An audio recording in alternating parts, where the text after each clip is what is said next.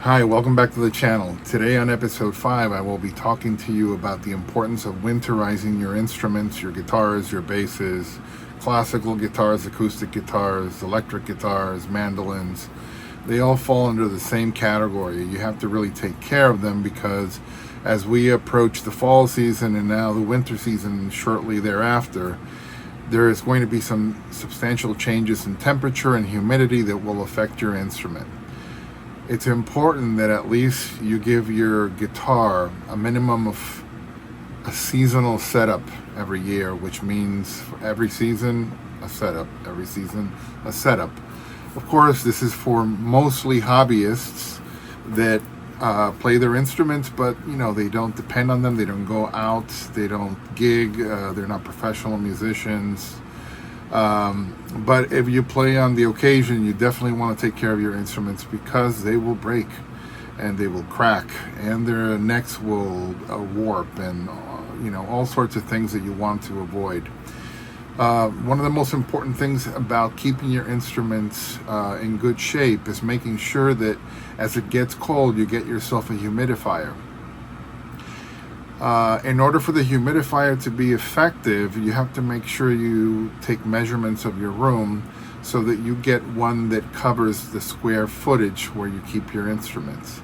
That's really important. If you can't do that and you have something that's a little smaller, then try to place it in an area that is as close to the instruments as possible, but not on top of the instruments. You don't want it to be on top of your instruments either, or too close, just close enough so that humidity can reach them. Also, if you have heaters, space heaters, all those things are really bad for your instruments.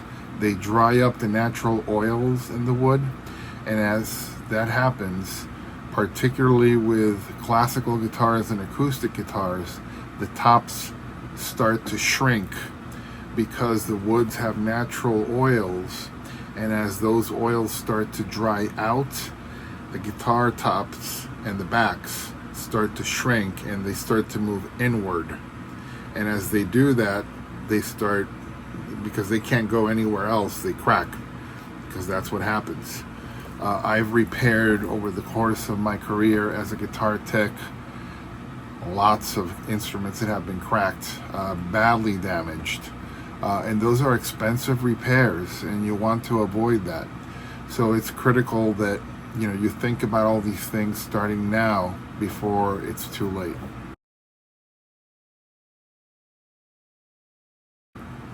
One of the first things that you want to get yourself, and you don't have to get this one, you can get anyone that provides you the same measurement. These hygrometers are critical because it tells you the humidity and the temperature inside the room where you keep your guitars.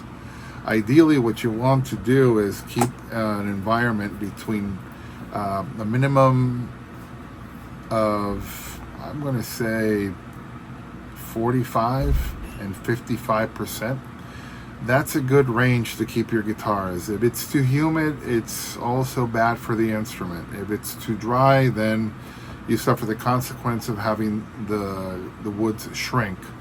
And typically, you'll see that sometimes you wonder why is it that some guitars have sharp frets that stick out and are sharp and can cut you.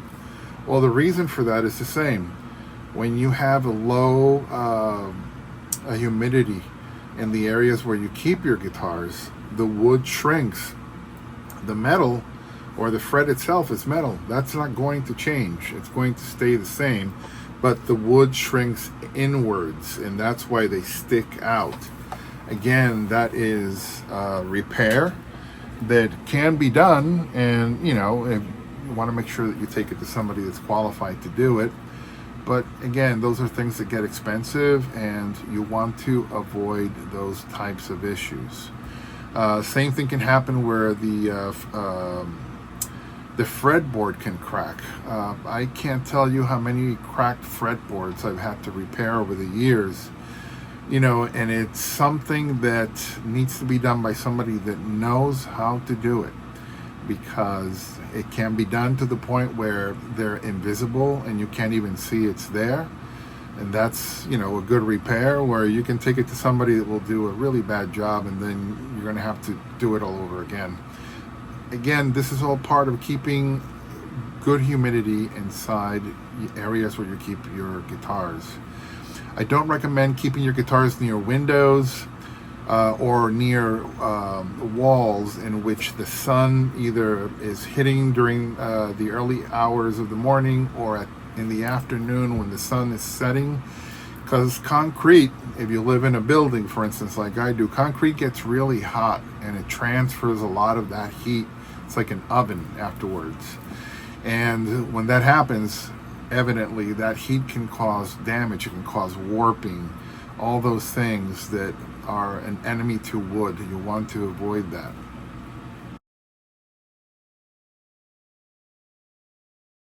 Also, keep it away from the heaters. You don't want space heaters near your guitars. Again, same issue. It'll dry up the wood and then you're going to have substantial damages. So try to keep your guitars, if you can, in a closet. If possible, try to keep them inside their cases. A case is better than no case. Even if it's a gig bag, it still helps keep the guitar safe to avoid any issues or dings or those sorts of things. But hard cases are even better, because when you have a classical guitar, acoustic guitar, you can put a humidifying system inside to keep the environment as it should, to avoid all these issues. So that's critical. For guitars that are classical or acoustic, you want to get yourself some sort of a humidifying system. I am not in any way, shape, or form associated with Diodario. They're not paying me to say anything about their products. But I use this on my guitars. I put a couple of them, one inside the sound hole and one near the neck rest. And the reason for that is because these are chemically built so that it keeps the environment between that 45 and 55% humidity when the case is closed, which is critical. The way that the chemicals are built in these packs work in a way in which it adds or subtracts depending. Don't ask me how it works, because I'd have to really get into the itty-gritty of all that stuff, and you just want to understand the basics of how it works. So that's really important. If you can't get yourself one of these, you can make one that will be good, not as good as that, but basically what you do is you get a sandwich bag and you get a sponge.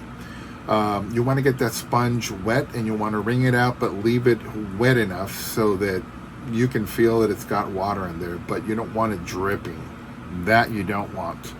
The sandwich bag, you make several little tiny holes throughout the entire bag, and then you put the sponge in, you seal it, you put it inside the case. Don't put it inside the sound hole of the guitar, just in case, it drips a little bit. You don't want that. But make sure that it's not, you got to wring it out so that most of the water comes out, but leave it wet. Once you put it in there, seal it up, and again, a little bit of humidity comes out of that, and it helps. It's better than nothing. So that's kind of a household system that you can try in case you can't get your hands on one of these, which they're available in all sorts of different brands. You can get them from your favorite music store, Amazon, whatever you get your stuff from. But that's critical. The other thing you want to do is you want to get your guitars set up. Now, if you haven't done this yourself and you don't know how to set up a guitar, you probably want to take them to a professional. The reason for that is because setups require from time to time adjusting the truss rod, and although there's a lot of misconception about, you can break the guitar, you can snap the truss rod, and yes, those things can happen if you are adjusting them extremely tight. If you really go tight, you can actually do strip and break a truss rod. You don't want to do that. It'll damage the guitar, and then you're looking at a substantial repair. But one of the basic things that you should know is how to clean your guitar. You should know how to restring the guitar, and you should know how to hydrate your fretboard. That's really important. Hydrating the fretboard is really important, maintaining the health of that guitar. One of the things that I do like, and over my years as a tech, I really liked the Music Nomad products. Now, let me get these back on the camera. I've been using this for a while, years actually. The good products, they do a good job. They've got the cleaner, and then they have sort of like a wax that you put on the instrument, and it leaves it really nice clean and with a nice gloss. You use a microfiber towel, which is very important, so that way you avoid scratching the surfaces of your guitar. Make sure that you're always using the clean one, because it accumulates dirt, and that dirt over time will create micro scratches on the surface of the paint that then you'll have to get somebody to clean that up for you. But this has the F1 oil, which is really good, and I typically use that on rosewoods, ebonies, those kinds of fretboards. When it comes to maple, I don't use any oils on maple. That's my preference. I rather clean the fretboard so it's super clean, and that way it looks good, it feels good, it plays great, all that stuff. And these guitar cleaners do a pretty good job. That's what I would do. The problem with using oils on unfinished maple in particular is that oils will get into the pores of the wood, and then if you're the kind of guy that doesn't like a lot of miscoloring and different spots and all of that happening on the fretboard, potentially you can get that when you use oils. Some fretboards, of course, have a lacquered finish, and in that case it doesn't matter, but for that you just use the cleaner, and the cleaner will leave them nice and clean and shiny and all that good stuff.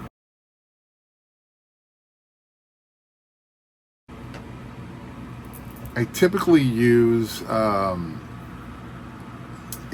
special mesh to clean the frets and the fretboard, but then lately I've been using this product from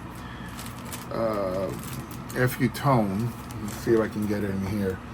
That helps you clean the fretboard and helps you clean the frets, and it leaves everything super clean. So this is the kind of stuff that I like to use to keep the frets in really good shape and shiny.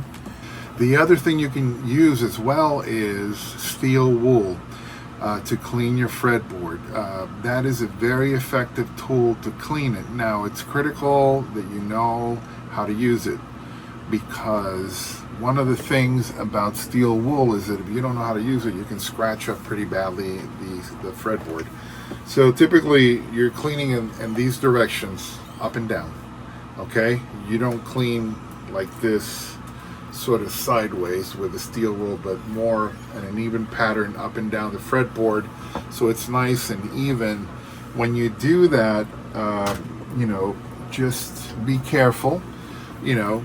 Again, make sure that you get the 4-0 fine steel wool, because that is the right size to avoid scratching up the surface. But that's good to get out like some really heavy grime, and I typically use it. I will use it also to clean the guitar, and also to shine and clean frets from time to time. Although now that I'm using this new product from Stu Mac, I haven't had to use it lately.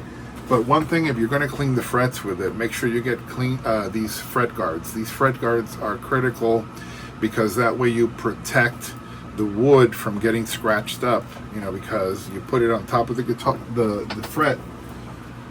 In this case I've got strings, but I'll just put it underneath the string so you can see. So that kind of rests right underneath there. Of course, we have this without any strings on. And then when you're cleaning the fret, you avoid scratching up the fretboard, because remember, the grain of fretboards and the wood on fretboards is always long ways. It's never, going from side to side, and if you do it in the wrong direction, you're going to scratch it up pretty badly. So just keep that in mind as well. These you can get, again, there's a number of different stores you can buy them on. You can order them online. Music Nomad also has them. StewMac also carries them. They're not expensive. Very important tool to have in your bag as well. Other things that you'll need to set up your guitar will be, you need a string winder. Very important you get a string winder. I use these, or I'll use an electrical one on a very low revolution Ryobi electrical drill.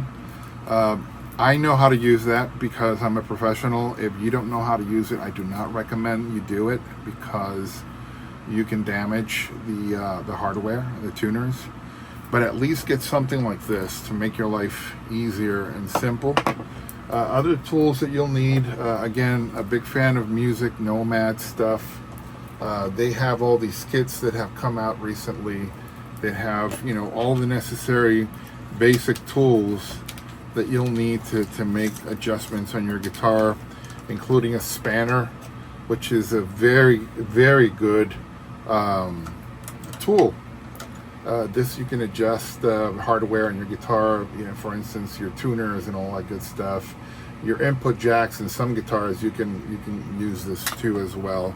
It's got screwdrivers and all the different bits in there that you'll need. I also use this one from StewMac. This I've had forever, and it's it's a precision screwdriver set. It's like a jeweler set, really good quality. I've used this for countless setups. Good screwdriver. This one I like because it has a ratcheting system in it, and I can just change the tip of it and use what I need. But a good screwdriver is critical, because if you use something that's not good quality, you can strip and damage a lot of the hardware in your guitar. You don't want to do that. You'll need also a cutter. This one happens to be a Music Nomad one, but I do have the StewMacs as well. I use those to cut strings. For the acoustic guitar player that has pins on their bridge, you'll need a pin puller, so that you don't damage your guitar and screw up your fingers. This is very important, and I can't tell you how important it is when you're setting up and changing guitars.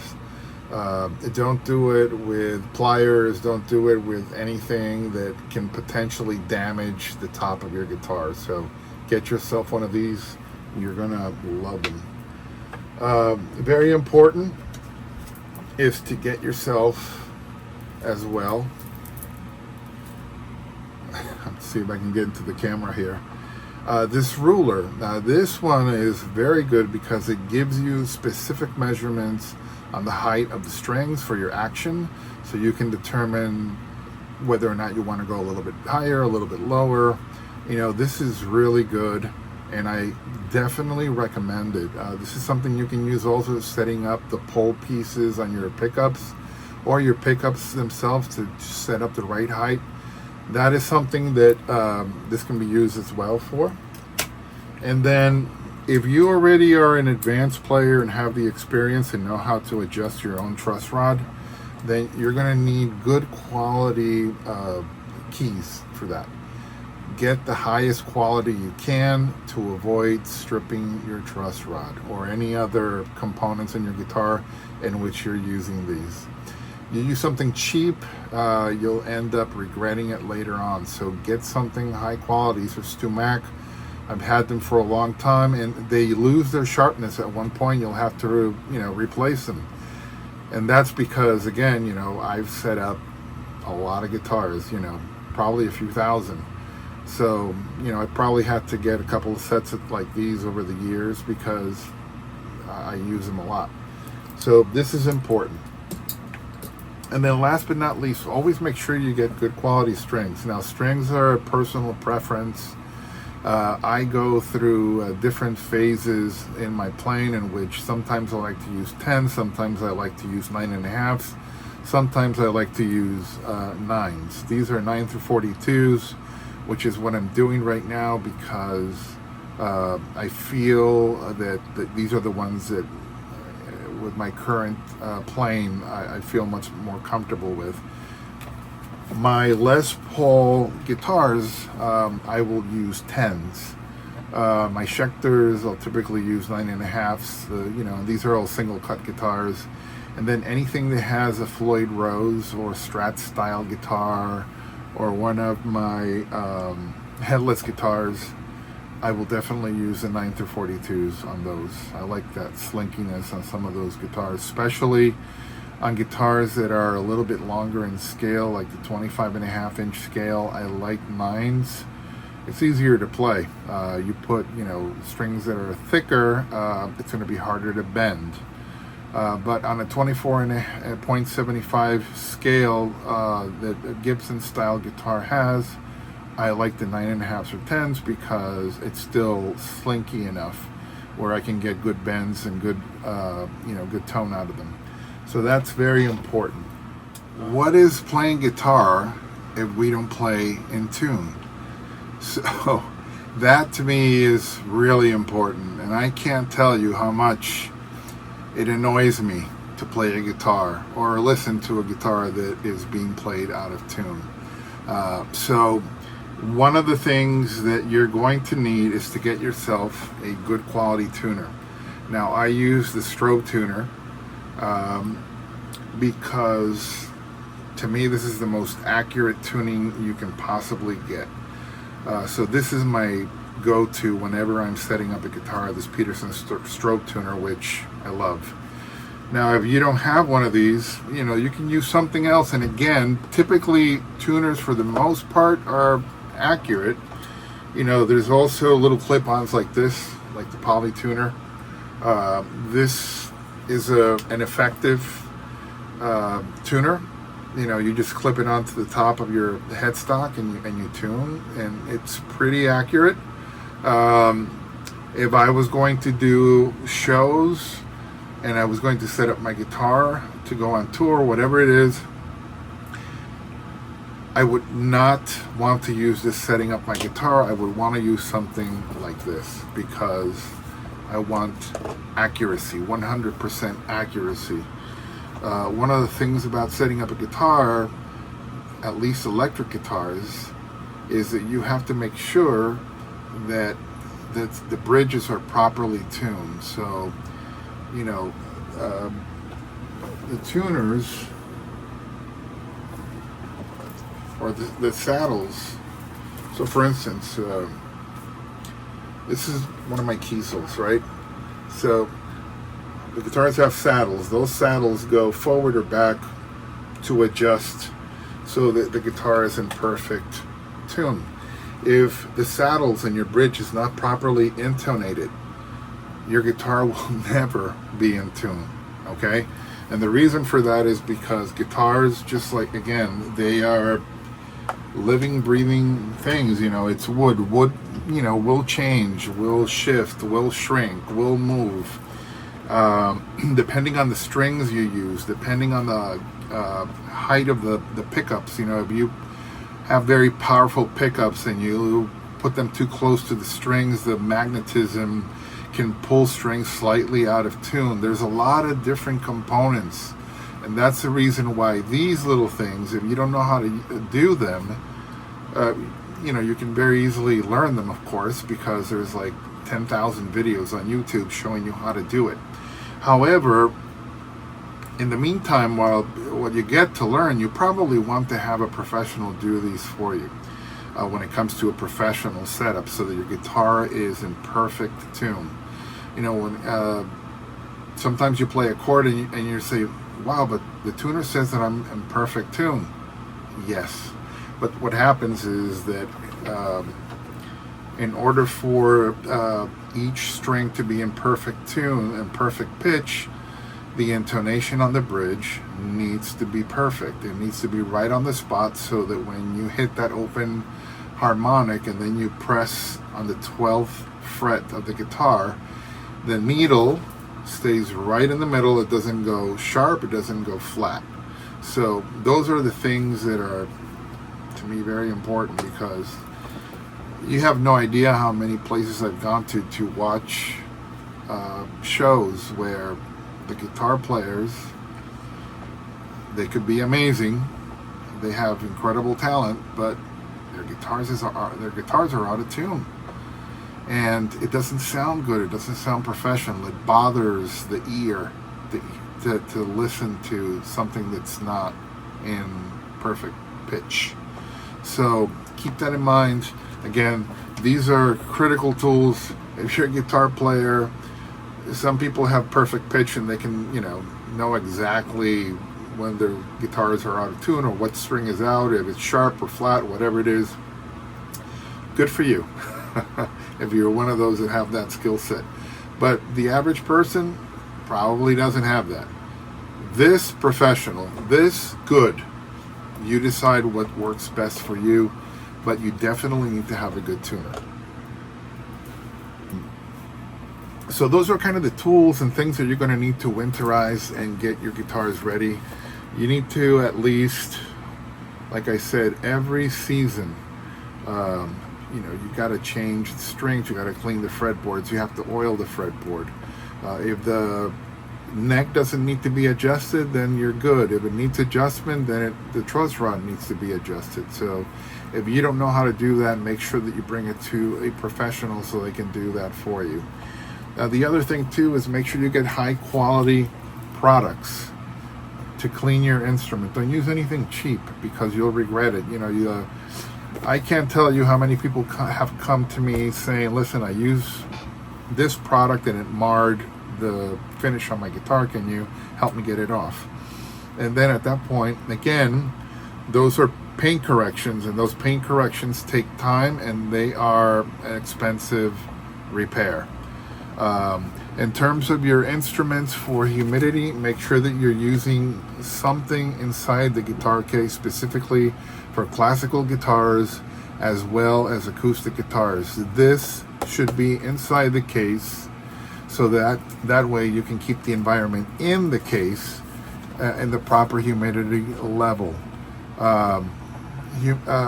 These hygrometers, you don't have to have one, but I do recommend getting them, and you can get them pretty cheap. For the most part, digital ones are relatively right on the money in terms of their measurements. So I would say, you don't have to spend a lot of money. I got this one, I think, at the Home Depot. I like because it's one that's got a big dial, so I can see the moment I walk into my guitar room what the environment looks like in here. But these are all tools that are necessary. These are the most basic of the tools. You don't have to go nuts, buying and having a lot of different things to keep your guitars in good shape, but for the average guitar player, these are the minimum things that you need to have in your case or in a little bag. When I go on tour or when I go on to shows, I typically bring a bag like this. This bag has all the essentials, so that, say for instance, I had an issue with the guitar or something happened, or I need to do a quick on the spot repair, I can do it right there because the show has to go on. So you need to bring some things. As I move forward with this series and talking to you about the importance of being prepared for going into gigs, I'm going to talk to you also about having a small kit that you should bring with you to these places, so that anything should happen, you are ready to make an adjustment. There's nothing worse than, you go into a place where, and this has happened to me, you go in, it's winter time, your guitar was perfectly fine, you go in, the place is really hot, you're going on stage in an hour or so, the guitar will react accordingly, and the neck starts to it starts to move, you know, which way, whatever it wants to do, because it's wood. It's an organic thing. It's going to react to the environment. And so all of a sudden you can have a guitar that goes, you know, a back bow, forward bow, whatever it is, and now it's unplayable. So what do? If you don't have tools to be able to take care of the issue right there and then, you're going to be in trouble. So, you know, those are things that are important, as well as having, you know, a stage flashlight with you. You know, you got to have a stage flashlight in your pocket, because you just don't know.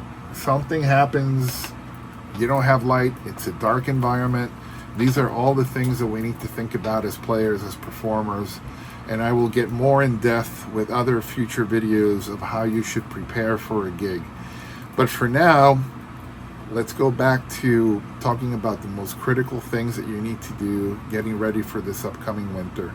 Make sure that you try to prepare your room, try to prepare your guitars, clean them, change strings, adjust the truss rods, make sure that everything is nice and oiled. Don't overdo the oil on the fretboard. They don't need a lot of oil if you do it at least a few times a year. Make sure that your frets are clean. Again, I am using this product from FU Tone to clean my frets. And, you know, this is the kind of stuff that helps them keep real nice and glassy. You know, it's called the FU Tone Fret Magic. You know, and again, this is really good stuff. So it's what I've been using. Other than that, make sure that the guitars are away from your windows, away from hot walls, away from your heaters or space heaters. You want to keep them in a cool, dry place between 45 and 55% humidity. And, you know, if you do those things, you should help maintain the guitars in better shape and prevent cracks and prevent shrinkage of your fretboard and all that stuff. And that's kind of it, you know. There are other things that you can do too for a setup, and I'm not going to get too deep in that, because again, this is for the average person that is a hobbyist. At some point, I will get more in depth discussing all the components of a professional setup, which includes, you know, keeping your electronics in good shape, your pots, making sure that you clean them so that way you don't have any scratching noises and all that stuff. And then, very important, making sure that the you know, your nut is nice and clean and all that stuff, and all the slots are properly open to avoid issues and avoid accumulation of dirt and grime in there too, because that can cause all sorts of issues and whatnot. And then forward to this video that we're having here today, I will be doing another one in which I go over the setup of a Floyd Rose guitar. So I'll be setting up one of my Charvels with a Floyd Rose, and you'll get to see how I do that, how I adjust it, how I change the strings, how I stretch them so everything stays in tune, how I adjust the balance of the Floyd Rose so that way it stays in perfect tune all the time. So we'll go through all of that, and I'll tell you all the different components related to electronics and how to clean them and all that. But for now, I just wanted to do this because I felt that it was important to put something out there, help you guys get ready for the winter and keep those guitars in top-notch shape. So with that said, if you like this video and you like the videos that I've been putting out, please make sure to subscribe. Please hang up and try again.